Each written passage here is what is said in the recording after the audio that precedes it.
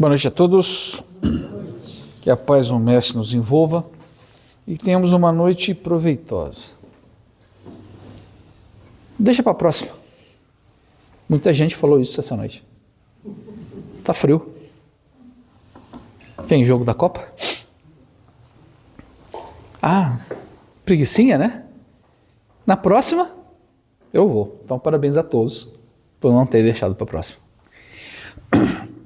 As outras escolas religiosas, que nós devemos todo o respeito, católicos, evangélicos e afins, acredito que tudo transcorre numa única existência. Nós temos do berço ao túmulo para resolver todos os nossos problemas e daí partimos para a condenação eterna ou para a salvação eterna. Então, tudo o que eles fazem é para decidir naquele momento. Ou vai, ou racha, já dizia a minha avó.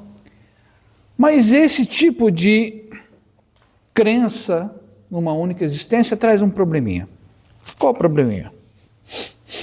Muitos vão olhar e falar que essa minha existência já está perdida. E já que está perdida, eu vou aproveitar ao máximo e enfiar o pé na jaca, até a tampa. E alguns falam o seguinte: eu não vou nem pensar nisso, vou levar a minha vida de qualquer maneira e lá na frente eu vejo. Ou aqueles mais espertinhos ainda, vou fazer um monte de coisa erradinha e no último momento eu me arrependo e está 100%. Ok. Já a doutrina espírita não. Ela prega a pluralidade das existências. Tivemos muitas existências antes dessa e teremos ainda muitas depois dessa. Então, reforça a ideia que ninguém está perdido. Todos nós fomos criados simples e ignorantes e chegaremos a patamar de espíritos perfeitos. Até a pior de todas as criaturas que existe ou existiu no planeta Terra alcançará esse patamar. Então, a vida nos dá inúmeras oportunidades para nós evoluirmos. Só que esse pensamento também traz uma pequena armadilha. É a armadilha do posso deixar para a próxima. Também conhecido como a armadilha da eternidade. Eu chamo isso de procrastinação espiritual. O que é procrastinação? O que é procrastinar? Deixar para depois. Mais ou menos isso. Fui lá no dicionário. Hábito de adiar tarefas necessárias, substituindo por atividades fáceis e prazerosas. Certo? Nossa, eu tenho uma prova amanhã. Eu tenho que estudar. Eu gosto de estudar? Não. Mas vou fazer o seguinte, eu vou estudar hoje. Não, tenho que estudar porque a prova é amanhã. Eu vou só dar uma olhadinha nos melhores momentos, né, de Uzbequistão e Catar, que jogaram aí. Eu vou ver só, 4 minutos, você não vai me atrapalhar. Aí eu vejo os melhores momentos. De repente eu falo assim, mas não é que jogou também o fulano com o ciclano? E 2 horas depois, estou eu fazendo simulações na tabela da Copa do Mundo da FIFA para ver com quem o Brasil vai cruzar na semifinal. Conclusão, eu deixo de fazer algo que eu tenho que fazer para fazer algo que me empata o tempo.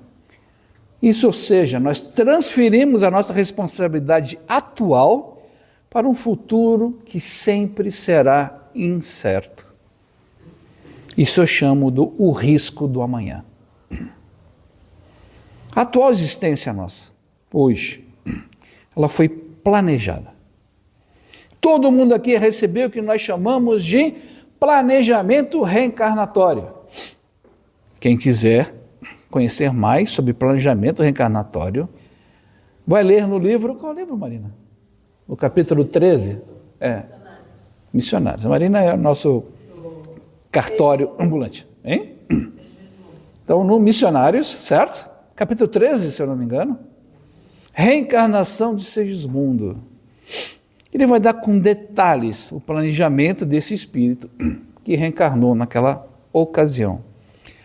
No grupo aqui de estudos do livro do André Luiz, nós ficamos 3 meses nesse capítulo, pra vocês terem uma ideia. Mas ele é muito bacana. E esse planejamento, onde participaram vários espíritos, nossa família espiritual, nossos espíritos protetores, nossos espíritos simpáticos e provavelmente nós também, planejamos com minudências o que vamos fazer. Só que, ao reencarnarmos, o que acontece? Deixa para a próxima. Isso não dá. Isso é muito difícil. Isso me consome muito tempo. Isso é chato.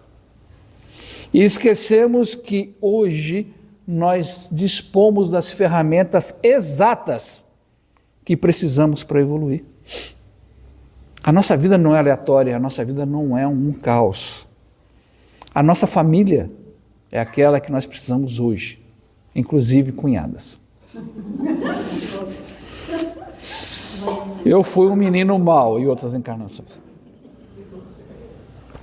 O nosso corpo físico é o ideal para essa vida. A nossa situação econômica, os nossos desafios é o que nós precisamos para evoluir. Porque não há próxima e haverá uma próxima. Nós não sabemos se veremos como limitações ou em situações mais difíceis do que essa, dificultando o nosso aprendizado. Porque tudo aquilo que eu deixei de fazer na atual existência contará positiva ou negativamente para a minha próxima? Negativamente, é claro. Será que nós teremos o mesmo esclarecimento espiritual que temos hoje? Será que teremos essas oportunidades que a vida está nos dando de frequentar uma casa espírita, de poder fazer curso, segunda-feira, 19h30, libertação, de fazer o ESG, de fazer o EPM, de trabalharmos na cozinha do amor, de entregarmos cesta básica? Será? Ou será que nós estaremos na condição oposta a tudo isso? E tudo isso tem um grande vilão, que nós chamamos de zona de conforto, que eu chamo também de inércia da alma. O que é zona de conforto? Aí eu fui lá no dicionário. Estado psicológico, onde nos sentimos seguros, sem vontade de correr riscos, por isso nos causaria ansiedade. Ou seja, aquela área em que a gente se sente bem, se sente confortável, domina e eu não quero sair daqui. Trabalhamos muito tempo com moradores de rua. E até mesmo uma situação ruim de estar morando numa rua, dentro de uma caixa de papelão, eles se sentem na zona de conforto e não querem sair. Toda noite, a mesma pessoa, com os mesmos papelões, vão se deitar exatamente na frente da mesma loja, embaixo da mesma marquise. E não saem dali, porque acharam ali a sua zona de conforto, por pior que seja. E esse é um dos nossos problemas. A gente se adapta com muita facilidade, até em situações ruins, e não quer sair dali, porque aquilo nos causaria um certo desconforto. Só que não há crescimento dentro da zona de conforto. Se eu estou acostumado a fazer sempre as mesmas coisas, da mesma maneira, eu vou aprender algo? Não, eu só vou estar repetindo as mesmas lições. A zona de conforto nos estagna, levando a repetir incansavelmente as mesmas atitudes e os mesmos padrões. Aí vem uma notícia ruim. Essa repetição é que nos trouxe até aqui, onde nós permanecemos ainda num mundo de provas e expiações. Nossa, Douglas, esse mundo é tão difícil de viver, tantos problemas, temos medo de sair na rua, temos medo de ser assaltado, violência, corrupção, a culpa é sua. Se você fosse um espírito melhor, estaria onde? Em planetas mais evoluídos. Mas não. Por estar na sua zona de conforto e repetindo sempre os mesmos padrões, é que nos trouxe até aqui. E detalhe, com toda a bondade divina. Isso aqui é o melhor que nós podemos alcançar hoje. Então imagina como a gente é ruinzinho.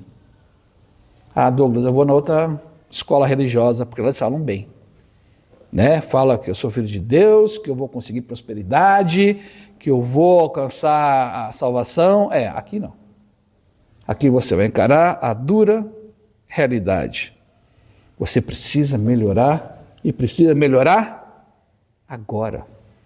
Não deixa para a próxima. O Evangelho segundo o Espiritismo, capítulo 16, sede perfeitos. É uma frase que todo espírito que estudou um pouquinho sabe. Reconhece-se o verdadeiro espírita pela transformação moral e pelos esforços que faz para domar suas más inclinações. Primeiro lá no Evangelho, a Espiritualidade fala o que é caracteres da perfeição. A gente lê e se sente desse tamanhozinho. Das 30 caracteres, se você conseguir meia, está de bom tamanho. Mas vem lá, para dar um soprinho depois da mordida, ele fala assim, reconhece-se o verdadeiro espírita. Quando ele fala serem perfeitos, é qualquer um. Mas o espírita, pela sua transformação moral. Ou seja, ser uma pessoa melhor. E pelos esforços. Não é por ter conseguido, é por se esforçar. E todo esforço requer que nós saiamos da zona de conforto. Evolução exige atrito.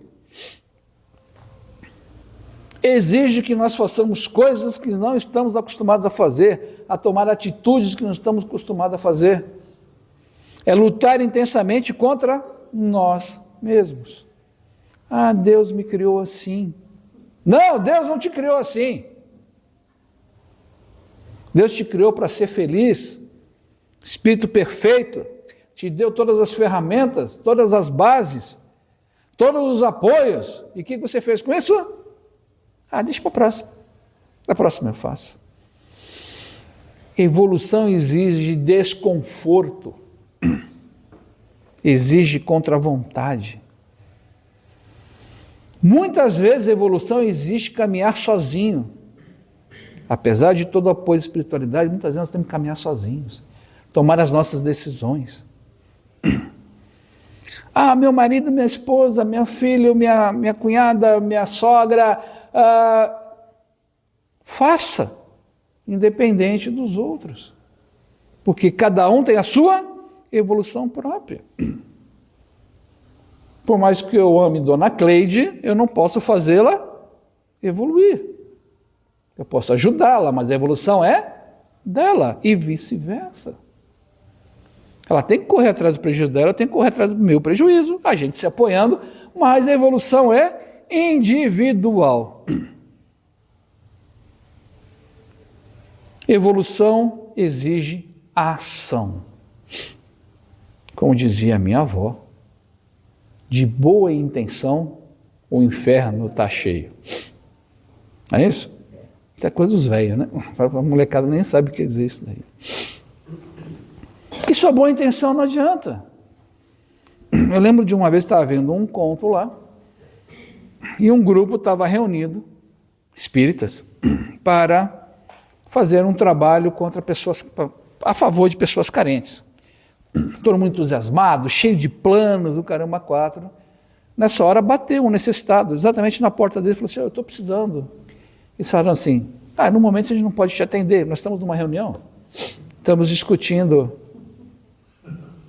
Espera aí, companheiro, vocês não estavam discutindo como ajudar alguém? Acabou de bater na sua porta e você acha que o mais importante é a discussão e o planejamento?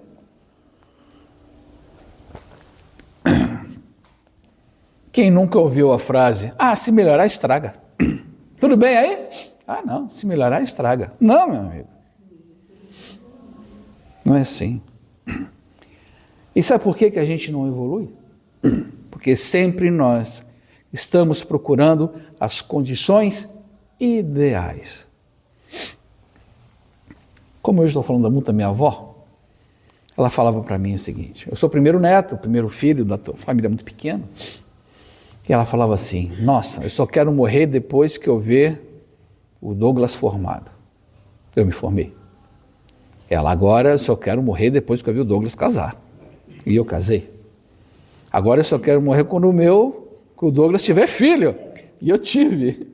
Agora eu só quero morrer. Ela começou a condição ideal. Até que ela desencarnou e o caixão dela foi levado por 2 bisnetos. Um de 21 e outro de 19. Durou bastante. Foi bem, foi longe, tá certo? Mas é aquela coisa, ela queria sempre... Ela botava uma condição, a condição se esgotava, peraí, deixa eu esticar mais um pouquinho, né? Não, eu quero fazer o bem, eu quero fazer a caridade, eu quero ajudar, mas primeiro eu tenho que arrumar um emprego melhor. Aí eu arrumo um emprego melhor, mas agora eu tenho que mudar de casa, uma casa melhor, aí um carro melhor, e aí vai indo, e a gente nunca sai do lugar. E sabe quando vão aparecer as condições ideais para nós? Nunca! Nunca surgirão condições ideais. Não vai ter o alinhamento dos planetas para a gente poder fazer alguma coisa. Certo? É que nem aquela mocinha, né? Nossa, eu quero casar, mas o homem tem que ser rico, bonito, gentil, formado. Eu falei, eu também quero. Se arrumar um cara desse, eu também tenho. Eu quero. Entendeu? Isso não é a realidade, certo? Porque nós temos que criar as nossas próprias condições de evolução com o que nós temos. Chico Xavier aproveitou bem a encarnação dele? Creio que sim, não? As condições dele eram ideais? Mãe morrendo cedo, madrasta ruim, pai destrambelhado, família que não aceitava, doente o tempo inteiro, quase cego, detratoras de todas as maneiras, nego batendo forte nele na mídia e tudo mais. E o que ele fazia? Ajudava. Ele fez as condições ideais dele. Ele falou, o que eu tenho? E é com isso que eu vou. Porque muitas vezes nós temos que abrir mão do que gostamos para fazer tarefas que nos trazem insegurança. Como assim, Douglas? É isso mesmo. É jogar fora da zona de conforto. Para nos trazer insegurança, vai. Mas é na insegurança que a gente aprende. É nos embates que a gente aprende. Ah, mas eu vou errar. Mas é errando que a gente aprende. Por que a gente não sai da zona de conforto? Porque nós somos orgulhosos. E como bons orgulhosos, nós não gostamos de errar, porque não gostamos de ser criticados. Então eu sempre faço alguma coisa que eu sei que eu não erro, para não ser criticado. Se eu avançar num campo que eu não domino bem, eu posso errar e ser criticado. Aí o meu orgulhozinho vai ficar magoadinho. Ah, que bonitinho. Você, nós. Então eu tenho que jogar também. Como diz na cavalaria, só cai quem monta. Ah, ele tomou um tombo do cavalo. Sim, mas ele andou. Ele sabe andar. Ele teve o prazer de andar no cavalo. Só que ele pode tomar um tombo também. Ah, eu nunca vou tomar um tombo. Se você nunca montar, com certeza você nunca vai tomar um tombo. E não vai saber quão gostoso é tomar um tombo de um cavalo. Eu sei. E as melhores condições para progredirmos encontraremos no aqui e no agora. Não é no amanhã. Muitas escolas religiosas têm vários locais sagrados, certo? Você pegar lá o Islã, eles têm Meca, não é isso? Ah, tem lá o cubo deles lá, tem, né? É o lugar mais sagrado deles. Se você pegar o pessoal da Índia, tem lá o rio Ganges, que é muito sagrado.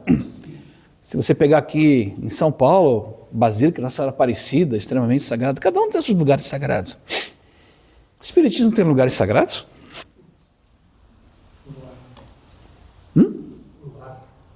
É um bom lugar. Doutrina espírita é o local com mais lugares sagrados que existe na humanidade. Porque todo lugar em que você está nesse momento, para você, tem que ser um lugar sagrado. É no trabalho, é no lar, é na rua, é dirigindo um carro, é conversando com alguém. É nesse lugar. Ele tem que ser sagrado para você. E é ali que você vai aproveitar para evoluir. Mas Douglas, mas como eu faço isso? Como é que eu começo? Tem várias maneiras. Eu vou citar apenas uma. Da antiguidade tinha uma frase muito bacana. Conhece-te a ti mesmo. Onde estava isso? No oráculo de Delfos. Muito bom. Gravado na entrada do templo de Apolo, no oráculo de Delfos. Grécia Antiga, muito antes de Cristo. E Sócrates pegou essa frase e fez como base do seu pensamento. Mas Confúcio não falou isso? Não. Confúcio falou algo parecido com isso. Mas essa frase, conhece a ti mesmo, foi grafado lá na Grécia Antiga. E a doutrina espírita fala algo parecido? Pergunta 919 do Livro dos Espíritos. Vão cansar de ouvir falar sobre isso. O que Santo Agostinho fala? Ao final de cada dia, antes de dormir, rememora o que você fez durante esse dia. O que você pensou, o que você falou, quais foram suas atitudes, e pese-as. Se forem boas, repete-as no dia seguinte. Se não forem boas, corrija-as no dia seguinte. André Luiz vai falar a mesma coisa num dos seus livros. Então ele fala o seguinte, faz uma avaliação diária. E tenta, a partir dessa avaliação, se melhorar. Então exige análise criteriosa de suas potencialidades e também dos seus defeitos. O que acontece? Normalmente a gente pega as nossas potencialidades e infla, né?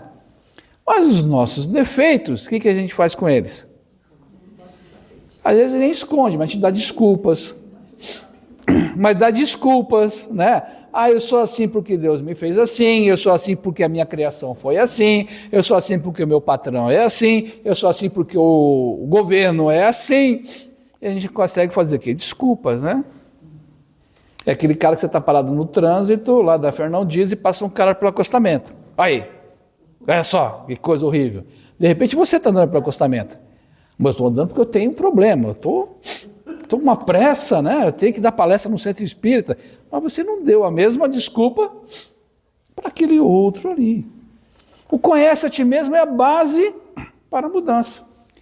Porque se eu sei as minhas potencialidades e os meus defeitos, eu uso as minhas potencialidades para aplacar os meus defeitos. Certo? Se eu tenho uma predisposição qualquer, certo? Ao alcoolismo desenfreado, a fumo desenfreado, a drogas, a jogo, a sexo ou qualquer outra coisa, e eu vejo que aquilo está fugindo do controle, tirando o meu equilíbrio, o que eu faço? Quais são as potencialidades que eu tenho para resolver tudo isso? Eu devo utilizar. E devemos buscar situações em que os nossos defeitos são colocados à prova. É só assim que nós vamos enfrentá-los frente a frente. Sair, novamente, da zona de conforto. Falando sobre tudo isso aí, falamos sobre a procrastinação espiritual, e tem vários efeitos, né? Se eu estou nessa situação de procrastinação espiritual, de inércia da alma, aferrado na zona de conforto, vai ter vários efeitos. Mas eu queria chamar para vocês a atenção de um efeito que normalmente a gente não leva em consideração, que é o distanciamento da nossa família espiritual. Nós fazemos parte de uma família espiritual que reencarnamos juntos ao longo do tempo. Aí o que acontece? Você vai deixando para depois, deixa para a próxima, e a massa da família faz o quê? Vai resolvendo os seus problemas. E ela vai indo, e de repente você se vê sozinho, isolado, não se encaixando na sua família carnal que você vive hoje. Por que você não está se encaixando? Porque você é um retardatário. Porque a tua família espiritual foi lá para frente e tu ficou para trás porque você deixou para a próxima. Nossa, eu não consigo me encaixar com a minha família, eu não me afino com ninguém. Com quem será que eu puxei? Você não puxou ninguém, meu amigo. Foram suas escolhas que levaram ali, e aquela família carnal teve a caridade de te receber como filho. E você deve agradecer. Há muitas. Porque eu posso também fazer algo que, a meu ver, é pior. É fomentar a procrastinação espiritual do outro. Ele está ali dentro da sua zona de conforto, e você vê que aquilo está lá, e você favorece que ele permaneça dentro da zona de conforto dele. Aí você se torna conivente. Você sabe que ele está errado. Você sabe que se deixar por ele não sai dali, e você ainda favorece a permanência dele ali, você está sendo conivente. A reencarnação é um vale de transporte infinito, mas cada viagem tem seu próprio propósito. Você pode viajar o quanto você quiser, mas cada viagem é diferente uma da outra. O que fazer então? Já sabemos que temos que conhecer a nós mesmos, usar nossas potencialidades contra os nossos problemas. A primeira coisa, começar com pequenas coisas. Ah não, a partir de agora, o Douglas falou, eu vou sair daquela porta e vou perdoar a todos. Aí o cara já vai xingar porque tocou a buzina. Vou perdoar a todos de maneira universal, não quero saber do que eles fazem 70 vezes 7. Isso vai durar até a primeira fechada que você tomar no trânsito, até o primeiro olhar torto do seu marido ou da sua esposa. A coisa não se muda de uma hora para outra. Mas temos que fazer as coisas de maneira pequena, porém constante e persistente. Ver os desafios que nós temos com alegria e oportunidade. Ver os obstáculos como oportunidade de aprendizado. Se eu tenho um problema de saúde grave, como é que eu vou encarar esse problema de saúde grave? Como uma possibilidade de aprendizado. O que eu tenho que aprender com aquilo? Será que eu tenho que ser menos orgulhoso? Aceitar a ajuda de todo mundo? Será que eu tenho que entender a dor? Que ela está brulhando alguma coisa dentro de mim? Ver a dor como mestra. Outra coisa que nós podemos fazer é trazer para nós a responsabilidade. É matar no peito. Eu sou o responsável, eu vou resolver. Final do ano, eleições para a Casa Espírita. Chá comigo. Eu vou ficar mais 2 anos. Puxa a responsabilidade. Entendeu? Por quê? É uma oportunidade de aprendizado. Nenhuma indireta, por favor, é só um exemplo aleatório. Eu quero fazer um novo trabalho na casa, posso? Puxa para você a responsabilidade. Eu quero ser passista, puxa para você a responsabilidade. Uma família está desunida, puxa para você a responsabilidade. Vou fazer uma reunião em casa, vou chamar todo mundo. Isso aconteceu na minha casa há pouco tempo. Não adiantou muito, mas eu tentei. Reúne os bicudos lá, vamos tentar. Puxa para você a responsabilidade. Mas o mais importante, a urgência do perdão. Nós estamos carregando conosco ao longo do tempo tanta mágoa, às vezes de décadas atrás. E reconciliar é tão bom.